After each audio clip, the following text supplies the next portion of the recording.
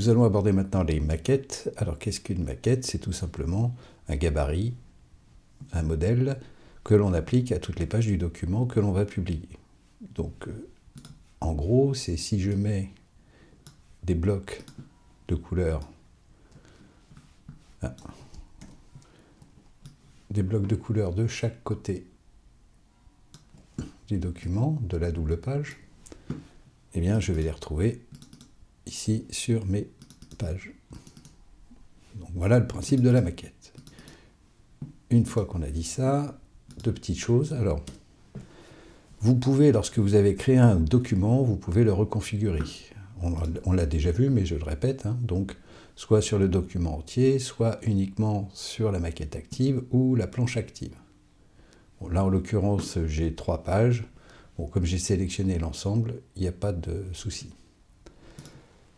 Maintenant, je voudrais faire une petite chose, c'est déjà essayer de caler ma marge inférieure, ici, à ma grille de référence. Pourquoi? Parce que lorsque je vais créer une zone de texte, par exemple, j'aimerais bien que ma dernière ligne soit alignée vraiment sur ma grille de ligne de base. Là, si je colle ma zone de texte, je vais vous montrer, ça va être plus rapide.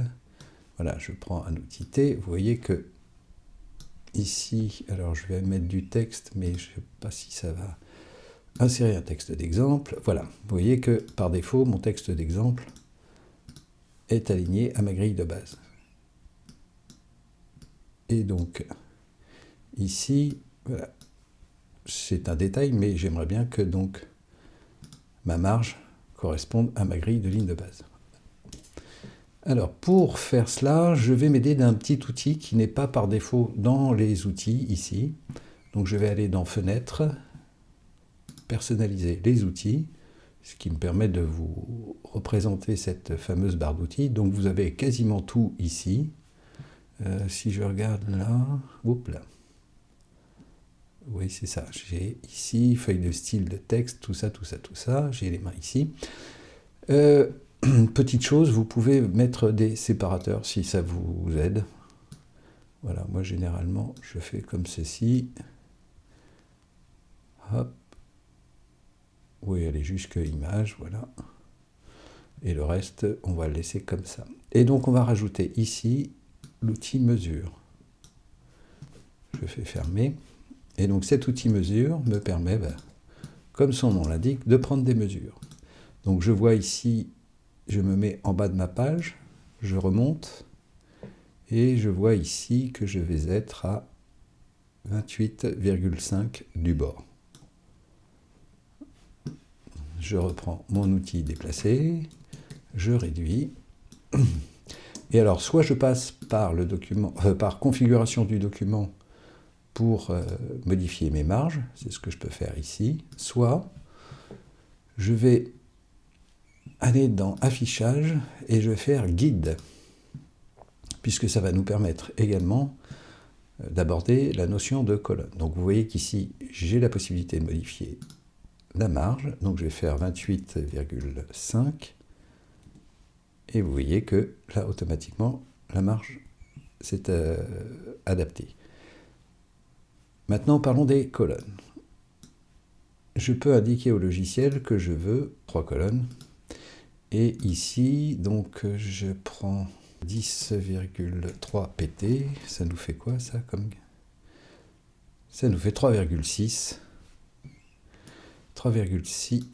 mm pour ce qui est des gouttières. Voilà, là je viens de créer donc des guides de colonne. Je peux rajouter des guides horizontaux. Alors je peux les mettre soit en valeur avec l'unité millimètre, soit mettre en pourcentage directement. Et si je fais ajouter un guide horizontal, voilà, il me l'a mis à 50% de la page. Alors, en revanche, quand je suis sur une planche, comme ça, ou une double page, si je lui dis « rajoute un guide vertical », pouf, automatiquement, il me le met en plein milieu. Donc, ça n'a pas vraiment d'intérêt. Donc, il faut, là, à ce moment-là, repasser en millimètres. Voilà. Et là, sur 210, par exemple, je pourrais mettre 105 mm. Et vous voyez que là, il vient me le mettre pile poil. Donc ici, ça fait 210, donc il me faut 315 pour le prochain. Donc je vais ici lui rajouter 315. Voilà. Ça, c'est si ça a une utilité, vous pouvez les mettre. Bien, je peux renommer donc une maquette, et ici, je peux l'appeler, pour aller plus vite, je vais faire header footer. Header footer, hop, voilà, comme ceci. Pour faire une nouvelle maquette, je vais cliquer sur l'icône ici, ajouter une maquette. Je peux lui donner un nom. Alors je vais l'appeler rubrique 1. Comme ceci. Je ne touche pas à la mise en page. Aux marges, je n'y touche pas non plus. Et je fais OK. Je vais revenir sur header footer. Et donc, comme son nom l'indique, je vais lui mettre un pied de page et une en-tête. Alors pour ce qui est du pied de page, on va indiquer au logiciel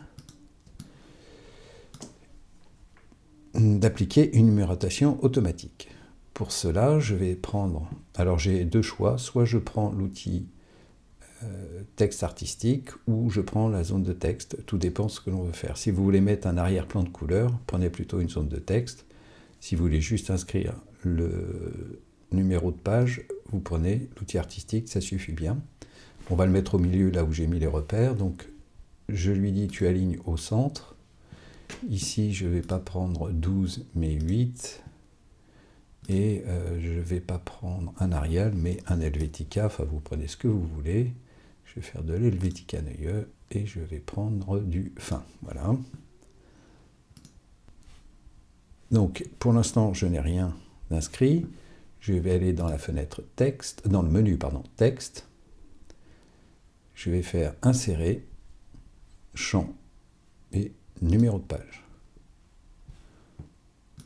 Donc, je vois qu'il s'agit d'un numéro de page pour deux raisons. La première, c'est qu'il m'a mis un dièse, enfin un hashtag, et que celui-ci est surligné avec une couleur.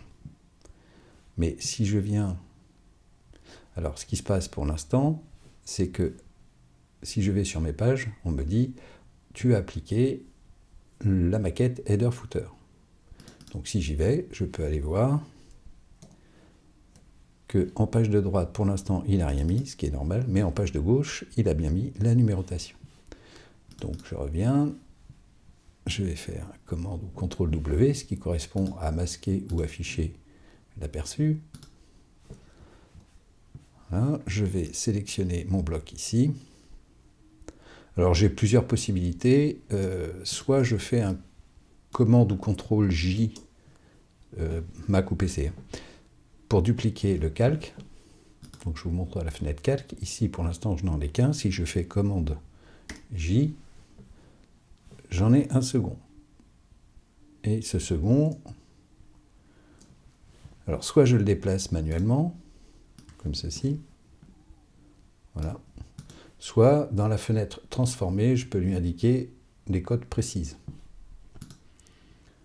Mais pour le moment, je n'en ai pas besoin.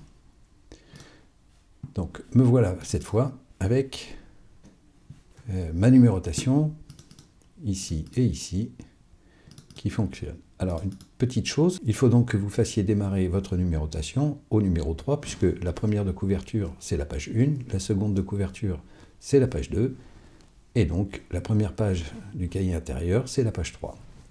Pour cela, je vais cliquer ici dans Gestionnaire de section, numéroter les pages à partir de, je lui indique ici 3. Et pour le moment, je vais lui mettre, on verra si on change le mot après, je vais lui mettre simplement un nom de section, introduction. Je reviens sur mon header footer, on va se mettre un peu plus haut ici, et on va se caler par rapport à la marge. Pour changer, je vais prendre mon outil zone de texte et je vais créer une zone de texte. Première chose que je vais faire, parce que ça c'est activé par défaut, il vous met toujours aligné sur la grille de référence. Donc si vous l'avez activé, automatiquement, vous voyez, hop, là j'ai récupéré mon texte. Donc vous décochez, et ici, eh bien, je vais lui mettre dans le menu texte, toujours dans Insérer et dans Champ. Cette fois-ci, je ne vais pas lui mettre le numéro de page, mais le nom de section. Donc il va écrire nom de section. Voilà, comme ceci. Je laisse suffisamment d'espace. Au niveau du caractère, je vais utiliser mes favoris. Voilà, j'ai du Helvetica Neue. Alors, le système des favoris, c'est que lorsque vous êtes sur toutes, vous pouvez cocher les typographies qui vous intéressent. Enfin, quand je dis cocher, c'est activer le cœur. Et du coup, toutes celles que vous aurez activées, il peut les réunir dans une liste de favoris. Donc, moi, je vais prendre du Helvetica ici et je vais mettre du Maigre. Helvetica Maigre, j'ai l'impression que... Ah oui, c'est ça. Alors, Helvetica Maigre. Voilà, nom de la section, très bien. Et donc, je peux soit me coller sur la grille de ligne de base, soit au contraire, si je cherche plutôt à être bien au centre, ici, je vais étendre ma zone de texte. Et ici, dans le panneau de contrôle contextuel, je vais lui dire centrer verticalement. Et enfin, je vais mettre les en-têtes des deux côtés. Donc je vais lui demander, au niveau de l'alignement, de faire un aligné extérieur reliure. Voilà. Et à ce moment-là, que va-t-il se passer? Eh bien, je vais dupliquer, donc soit avec un commande ou CTRL J, soit en appuyant sur la touche commande ou contrôle de mon clavier. Je clique une fois, je reste appuyé, Shift, et du coup, ça duplique. Et regardez bien ce qui va se passer au changement de page. Hop, vous voyez, il a compris qu'il fallait aller le mettre à l'opposé. Et vous vous souvenez que j'ai inscrit le nom de la section ici, qui s'appelle donc Introduction, et lorsque je vais venir dans mes pages, eh bien vous voyez qu'il y a bien Introduction qui a été marqué, voilà, ici. Et donc on verra changer les sections après, mais le principe c'est de voir que ça fonctionne.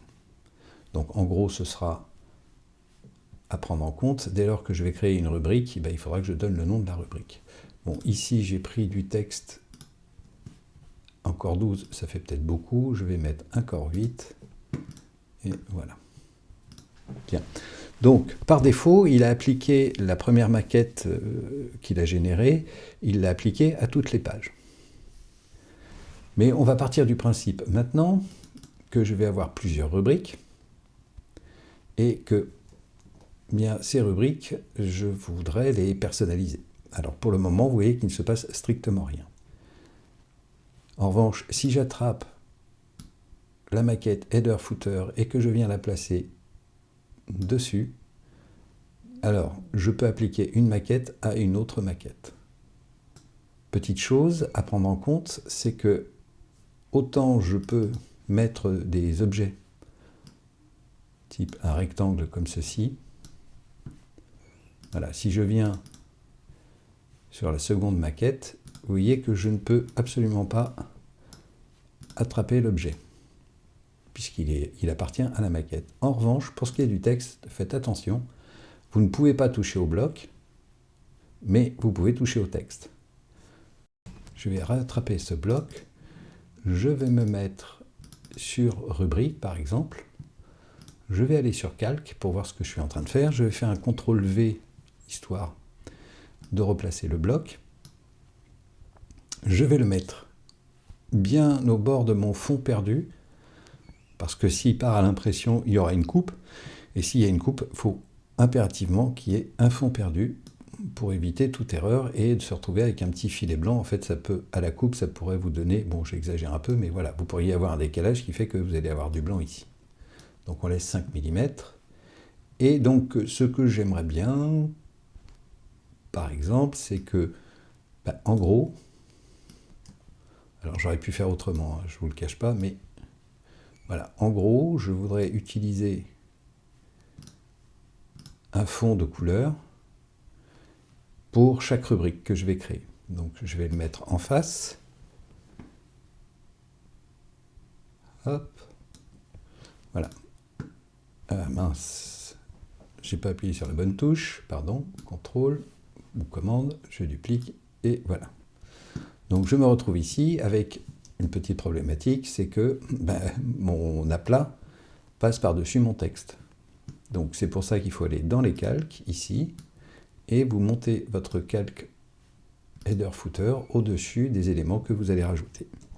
Et là, cette fois-ci, ça fonctionne. Revenons à nos pages. Ici, j'ai ma rubrique 1. Et je vais créer une seconde rubrique. Alors j'ai deux possibilités, soit je crée une nouvelle rubrique et je réitère la même opération, à savoir que je crée ici je fais nouvelle maquette, et puis ensuite je lui applique footer. Bon, mais si on va partir du principe que ici je ne vais faire qu'une seule chose, c'est modifier la couleur d'arrière-plan et la couleur de la police par exemple, je peux me faire gagner du temps uniquement en faisant dupliquer. Voilà. Et là, il vient de m'ouvrir une deuxième maquette, enfin une troisième plus exactement. Donc je vais faire propriété de la planche. Ici, étiquette, je vais l'appeler rubrique 2, comme ceci. Pour le reste, je ne change rien.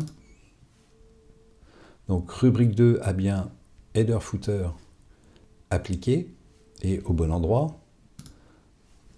Ici, je vais changer la couleur. Alors, je ne sais pas pourquoi il a un filet. Voilà, ici, je vais changer la couleur. Et comme je vous le disais, autant vous ne pouvez pas... non, qu'est-ce que je fais? Pardon, excusez-moi, je ne suis pas sur la deuxième. Je recommence. Donc, ici, je vais changer la couleur. Et je vais mettre... qu'est-ce que j'ai là? Tiens, c'est étonnant. Pourquoi? Donc, pas de contour. Voilà, mais juste un gris à 65%. Allez, hop. Comme ceci. Donc là, bien sûr, mon texte est illisible. Et comme je vous le disais, vous ne pouvez pas toucher au bloc en lui-même, mais vous pouvez toucher à la police de caractère. Enfin, au contenu du bloc. Et donc là, tout simplement, je vais lui dire, tu le passes en blanc. Hop. Et ici, tu le passes, ou par là, hop, tu le passes en blanc. Alors, bien entendu, ici, que se passe-t-il? J'ai que header footer qui est appliqué. Si j'applique ma maquette rubrique 1, vous voyez que automatiquement elle s'y met. Si je prends ici l'autre page et que je l'applique à la page de gauche, pardon, vous voyez que ça fonctionne. Et maintenant, si je prends la maquette 2 et que je viens la mettre sur la page de droite, là aussi ça fonctionne. En revanche, ici j'ai toujours le terme introduction alors que je viens de changer de maquette. Donc ça signifie qu'il faut que je crée une nouvelle section. Et ici, pour cela, je vais cliquer donc sur le gestionnaire de sections. Je vais ajouter une section et je veux lui dire tu commences non pas à la page 2 mais à la page 3. Et le nom de la section va s'appeler rubrique 2, comme ça on saura que c'est bien la bonne rubrique. Et vous voyez que là, ça fonctionne.